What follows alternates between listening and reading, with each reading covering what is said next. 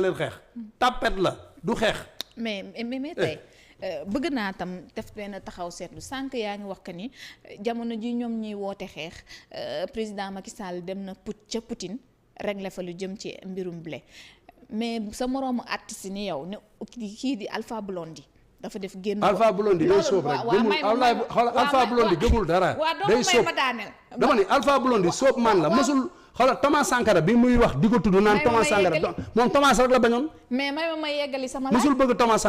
Sankara faalewu ko woon. may ma yeggali sama laaj après nga. yéen ay xale ngeen ñun dañu fekke de. léegi Alpha Blondy moom mi nga xamante ni dafa yàgg sànni gët ci Afrique na muy doxee tey ŋàññi na président Macky Sall ndax jàpp na ni dafa demoon yalwaani blé te Sénégal wala boog Afrique am nañ potentialité am yenn gis nañ ci beneen parti magnifié na posture Ousmane Sonko parce que jàpp na ni bokk nañ ci ñi tax ñu daal di jéng gi ñu jéng continent bu Afrique bu ñu mën a demal seen bopp alors yow sa moroomu artiste bu ni yow regard bi mu jeté tey ci Sénégal ak comparaison bi mu def ci ñaari doxalinu chef de parti yi ni ñàkk nga koy jàngate Alpha Blondy li mu wax yëpp day fen kese fenkat la Alpha Blondy gëmul dara Alpha Blondy Thomas Sankara ñun dañu man duma xale di Thomas Sankara mësul bëgg Alpha Blondy mës na jéem a organiser sax benn concert fële Burkina di ko def entre 5000 kooku ni ko fii di nga ko fi defee dàq ko ca biti xanaa tey la mën a taxaw naan il faut faire comme Thomas Sankara bu génnoon ci bàmmeelam bu ñëwee day mbéj Alpha Blondy ñii dañuy c'est des trafiquants de personnalité bu ñu yéegee dañuy sóob rek dama ni dañuy sóob du ñu dara Macky Sall c'est le meilleur président d'Afrique ñii dañuy sóob rek ñi ànd ñoo kenn. xam nga bu ñu toogee tawaay naan la yéen engagé ku ci mel ni Tiken Jah ak moom gis nañu seen taxawaay bi ñu am ci diwaanu Afrique. des artistes engagés contrairement ak yow. parce que gisatuñ la nga engagé Tiken Jah Fakoly soo ma ko waxee mën naa accepter tuuti. mais kii moom politicien la. parce que li mu wax. kii du dara. parce que li mu wax ci Afrique politicien la. mais est-ce que tey mënuñu jàpp di tam il a raison. xam nga Tiken non dama lay xam nga Tiken Jah Fakoly dama lay wax Tiken parlement de Tiken bañkat la. guerrier la. de même que Alpha waaw non dama ni Tiken du moroomam Tiken na ko gën a engagé téeméeri junni yoon du ñu benn Tiken kii politicien la Tiken Jah Fakoly keroog bi booy Ousmane Sonko yi génnee ni dafa dajeeg Sonko nankaan Sonko yaa man ci affaire dafa génn leen bu leen ma fontoo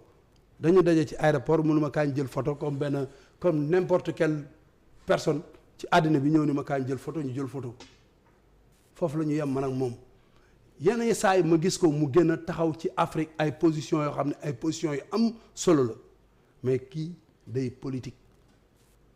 parce que xam nañ ni africains yi ñoom dañuy utiliser souffrance su africains yi parce que africains yi dañuy sonn la jeunesse africaine dañu sonn moom c'est la vérité. mais lu la teree mel nit ñi di défendre la cause africaine man su ma gisee di doxul. parce que yow lu ñu wax Macky Sall nga ne. moo lépp moo ci parce que Macky day job. déggatuñ la nga ne dund gi seer na depuis daaw. déggatuñ la nga ne xar yi seer na déggatuñ la nga ne ndox mi ñàkk na Thiès fukki fan a ngi nii mënuñoo am ndox ñii ce sont des artistes engagés yoo xam te ni dañuy défendre la cause de l'Afrique pourquoi pas maam góor comme ñoom Aïda dama bëgg nga déglu ma bu baax ma la man Macky Sall joxe lu ma dépense sama kër télé laa toog ñëpp di ma seetaan faluma joxuma biscuit dama nekk un sénégalais man du ma nit ñu soxor ñu iñaan ñooñu gis nit ki muy dox nga gis ne mu ngi dox bu ma gisee ne doxul man lu ma gis mu doxul ci dëkk bi dama naan lii doxul bien vrai que ni pouvoir la àndal mais du ma fanatique du ma gars yi nga xam ne dañuy sóob ñi dañuy utiliser souffrance su africains yi pour se faire des noms pour am tour dañuy sóob est-ce que comprendre la boo ma waxee Tiken Jah Fakoly j'ai beaucoup de respect pour lui mais Alpha Blondy day politique day sóob. politique boo xam te ni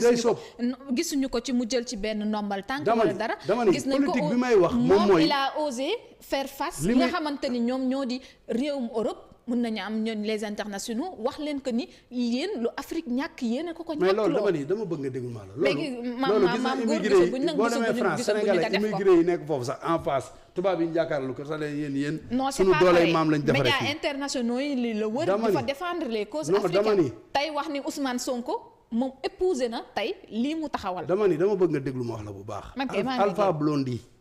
laa lay wax ni ñoom souffrance wu jeunesse africaine bi la ñuy utiliser pour se faire des noms dama bëgg nga xam loolu dañuy politique dafa bari façon dafa am politique gouvernementale ak politique boo xam ni pour sa promotion ngay def est-ce que comprendre la parce que xam na ni bu waxee loolu booy commenter ko Twitter fii partager fii dafa muus du wax lu arrangé gars yi dama bëgg nga déglu moom bu baax mu wax la parce que africains yi la plupart waxuma ñëpp nag bëgguñu seen mbokk bu yàlla dimbali wala seen mbokk bu avancé comprendre la africain yi day toog ci branche ba pare jël si bi di scier branche bi tey ji boo ko xoolee ci famille yëpp bu kenn réussir ñëpp dañuy dem nii di ko liggéey ñii di ko def lii sama doom wala nga nekk ci kër sa doom kii doomam di avancé mu naan kee doomam bu mu avancé ak yooyu loolu dafa yàgg ci ñun wujje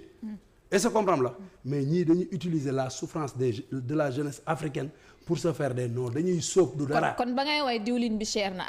ak ndox mi kon da nga boobu xale laa man loolu bi ma koy wax xale laa xam ñaata laa mën xam ñaata laa mën bi ma koy way non non xale laa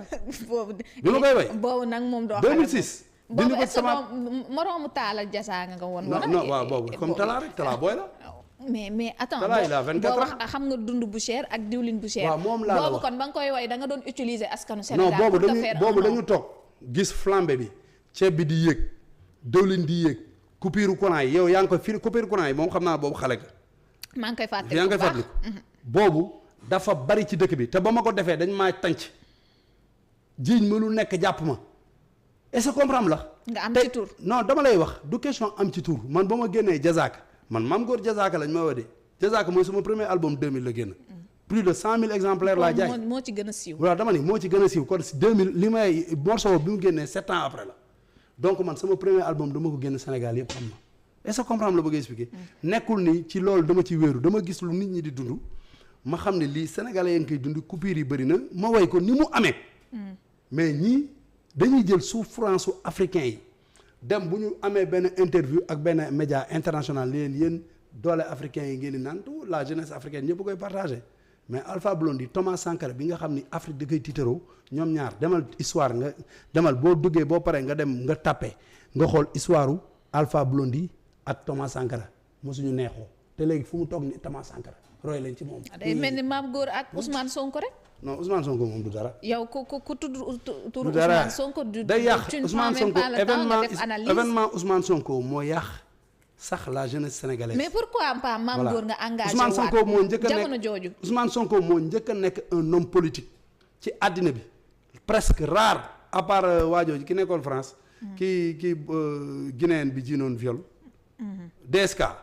à part moom rek moo nekk quelqu'un boo xam ne dafa ñëw ni am réew laa soxla. di dem ci ay néeg ay xale di la bës ba jiñ la fa liñ la jiñ. man néew ma moo ko def. néew ma moo ko def de mais dama ni c'est la première fois ñàkk personnalité Ousmane Sonko ci loolu la résumé wu. yow mun loo ñëw jaay sa projet la jeunesse xale yëpp gëm la yow weeru koor nit ñi nekk seen kër woor jouru tabaski nit ñi di tabaski. ngay dem di wut plaisir ci ay xale. léegi soyons logique. léegi ba ñu jiñ la fa dara waxuma ne moo ko def man ba léegi nii. ci événement Adji Sarr musuma taxaw ni Ousmane Sonko. moo violé Adji Sarr waxuma ko de mais xale bu la ko jiiñee. ça veut dire que ni dama ni golo bu demee waxamaane ca doxin bala. soyons logique. kii mu tey ji bu defee ko ni demul seq xale bi dara wala demul foofu xale bi du taxaw ni ko yaa ma def li moom la réewum Sénégal jeunes yu bëri tey jox seen confiance. parce que jàpp nañ ko que moom mooy dindi. non da nga naan moom lañ ko joxoon. mais bàyyi nañ ko mais man lan laa bëgg a xam Ousmane Sonko fi mu toll nii moom bàyyi nañ xale yi moom weddi yow tu es avec le peuple ou tu n'es pas avec le peuple. man je suis avec le peuple. peuple bi nga xam ni tey jii ki leen di diriger daf leen jéem a teg ci yoon wut ay lu baax di leen ko digal mais génn leen taal génn leen lii amoo projet yow mairie ba nga yor amoo fa projet defoo dara si réew mi Ousmane Sonko lan la defal Sénégal il n'a jamais rien fait 2012 bi ñu xeex lan nga defal jeunesse su Sénégal. man dafa bëri man Rufisque laa dëkk. tey jii je suis maire ma lan nga leen defal. man li ma def dafa bëri xam nga man du ma toog da ngay dem Tëngéej. nga gis la jeunesse rufisquoise nga laaj leen Mame Goor lan la fi def. lan nga fii Seneweb bii ma nekk nii. Seneweb bii ma nekk nii nga may interviewé. ki ko moom Tëngéej la rek. ñi fi dëkk ñi fiy liggéeyee te dëkk Tëngéej bari na laaj la rufisquois yi fi nekk. loolu kay yow yow fi ngay wute laaj soriwul. léegi lan nga nekk jamono ji di proposer la jeunesse sénégalaise bi nga xamante ni lu ne kundum ñu jàpp ne wàcc ci mbedd mi moom moo gën. te jàpp nañ ni tey seen njiitu réew dégluwu leen ñuy gis ay jokkoog Macky waaye tey jii tey la jeunesse bi gën a loof ñu jàng ba pare tey lañ gën a nekk tey di xam nga France boo demee France wala nga dem États-Unis da ngay dox ci mbedd mi tubaab moo lay dab di la ñaan weccit pour jënd cigarette man loolu dal na ma ba taay dem naa Europe tubaab dab ma di ma ñaan te tubaab sax du may moroom tubaab moom ay nit ñu la leen di may parce que tubaab bu la mayee rek ça veut dire que ne am na intérêt ci yow est-ce que comprendre la dama ni jeunesse bi li ma leen di digal mooy bu leen kenn toog ci këram taal climatiseur am bu sedd jël ay doomam yebal leen ñuy jàngi pour ëllëg doomam diriger leen mu bëgg leen diriger leen bëgg doomam diriger leen ëllëg mu leen yéen génn leen ngeen dem non xaar da nga ma poser question dama même ma yegale bu ñu nangu benn jeune sénégalaise laa wax bu mu nangu Ousmane Sonko toog këram añ ba suur lekk bañe naan ataaya changé yére ni damay julli ji di sóob ñëw taxaw naan leen génn leen xeex te yéene ko seetaan télé fu mu demee policier bi ni ko nii mu wàññeeku du xeex léegi yéen mun leen dem leen ngeen dee ba pare ñëw di ñaan doomam mu jàngi ku ko def da ngaa ñàkk fayda waaw yow. man ni dama bu fula 2012 président Macky Sall ba ñuy xeex waxeet bu président Wade gisoon nañ. génn da doon génn rek di wax mais Macky Sall mosul jël benn xale ni ko demal xeex dina wax nii rek comme ay moromam. Macky Sall dafa muus mais Macky Sall moo àndaloon ak jeunesse bi ñu nekk ci ginnaawam dama bëgg ñu ne dañuy dem même palais s'il le faut. dama bëgg nga déglu mu baax ma la 2012. opposition bi dañ doon wax Macky Sall traître la parce que ñëpp dañu nekk place de l'Obélisque di xeex moom mu dugg àll bi di wut ay voix moo tax bañ demee élection mu am 26% parce que moom dafa xam ni réew pour nga jël ko ay carte moo la ko mën a jox mais du ay fetal ak ay paaka. wootewu fi manifestation Ousmane Sonko nag nee mësu ko def mësul woote manifestation. mësul manifestation dama nii la dañ ko ñoom dañ doon wax gars yi dañ doon wax féeg la.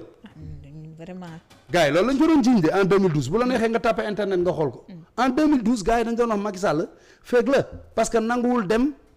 ci xeex bi bu nit ñi di xeex moom mu dem dugg dëkk bi mu xam ni Macky Sall dafa yaru mu xam ni réew mi soo ko bëggee jiite ay carte rek la ko mën a jox dañ lay fal démocratiquement nga gagné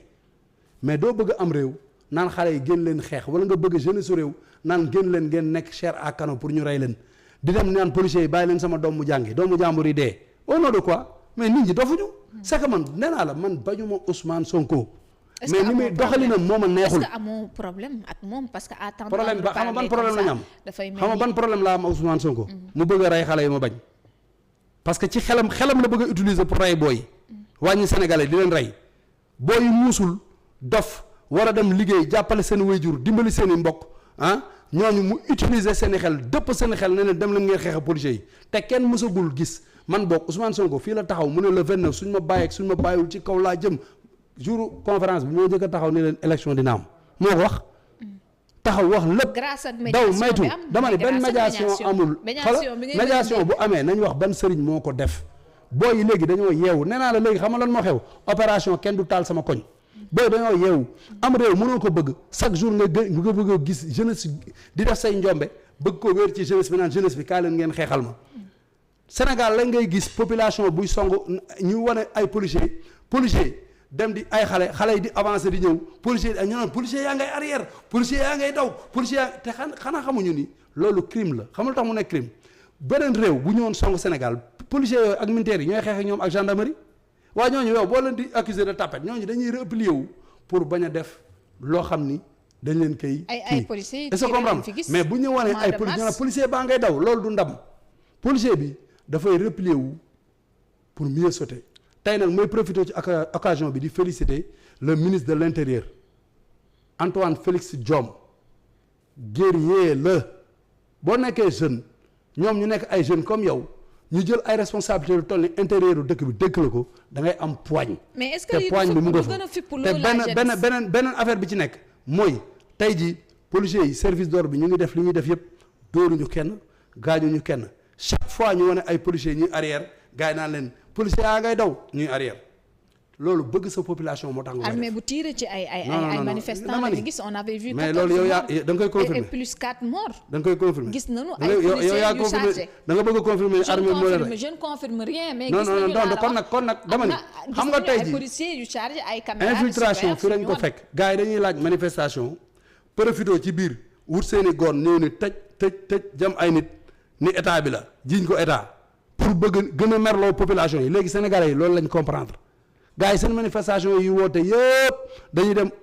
armée ay nit pour ñooñu tirer ci population bi après ñoom ñu jiñ ko police wala gendarmerie pour gars yi gën a mere état bi booy léegi yeewu nañ Sénégal nit ñi ñoo yeewu kenn xeexu fi xeexuñu xuloowuñu xam nga man dama woy benn woy dama ni xuloowuñu xeexuñu duñu teesante suñu carte lañ yor saa yu woote jotee ñu dem ca mbañ gàcce ma wooteel ki ñu àndal soo àndul ak Macky Sall bu woote jotee nga dem wooteel keneen loolu dafa jar ngay dem di xeex ñu lay dóor ay kii Ousmane Sonko toog këram di lekk ceebam ay jeegam di ko defal ay coob muy coob ni naan ataayam yow mu lay sacrifier boo weetee ni très bien waaye booy xam nga ma nii noonu lay def de man booy ñoo war a nekk ay nante li ma metti mooy laaj bi ma la laaj nga tudd fi Ousmane Sonko. non c'est que dama bëgg laaj nga tudd fi Ousmane Sonko booy yeewu. y a des points yoo xamante ni ça n'a rien à voir ak non demal ci point yeneen yi mais dama Sonko dama bëgg booy yi dama bëgg ñu comprendre ni da leen di nax loolu daf ma métti le fait que chaque jour muy génn di def incitation à la violence booy di génn di ko défendre di ko woowe Ousmane Sonko mu sell mi te yow ñu jiiñ la viol ku sell du violé duñ ko jiiñ viol